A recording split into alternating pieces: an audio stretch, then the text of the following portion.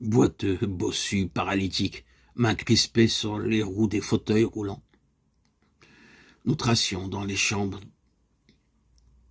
de labyrinthique itinéraire. Nous étions farouchement laids, nos corps s'élargissaient, s'allongeaient, obstruaient tout l'espace. Nos têtes se gorgeaient d'eau. Accouplés, nous écoutions les clapotis du ressac contre nos fronts démesurés, nous observions le mouvement des vagues bleutées dans nos yeux, où flottaient des poulpes noirs, pantins, enjeux, cibles, nous étions des pestiférés. Des personnages masqués de cuir, gantés de cuir, nous présentaient des restes de nourriture. Nous nous lamentions, nous voulions disparaître afin de ne plus être, et pourtant nous voulions avec la même force continuer d'être. Sur notre passage, choses et gens étaient contaminés, détruits par des maladies inconnues.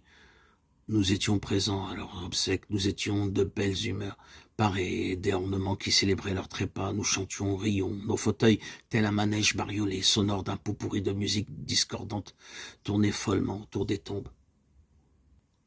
Dans la maison, navire portant pavillon en berne, nous remontions le cours des âges. Nous devenions très vieux.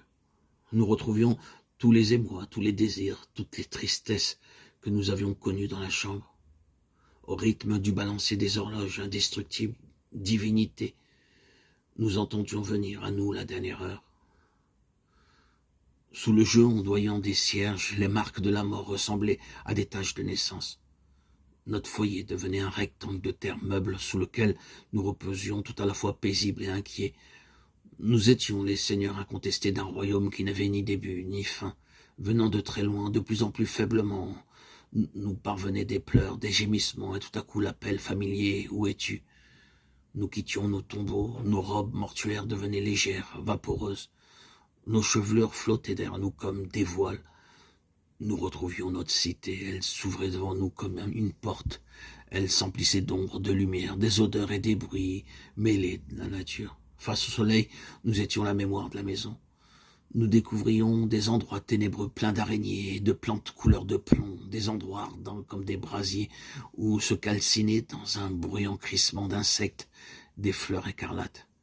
Il nous semblait que nous tourbillonnons dans un bal masqué plein de visages pareils à des éclats de vitraux et où quelque chose d'inexorable était embusqué.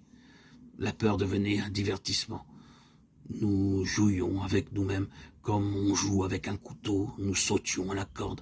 La corde donnait la discipline à nos dos nus. Le jardin chavirait, nos corps se désarticulaient. Nous tombions sur la pelouse à la manière des nonnes en forme de croix devant les autels. Face contre l'herbe, nous chantions « Je l'ai tué, nous l'avons tué ». Nous nous relevions comme des hallucinés, nous courions dans les prairies. Il nous semblait que sous nos pas, nous effacions le monde et qu'à chaque élan, chaque glissage, chaque détour, nous perdions notre identité.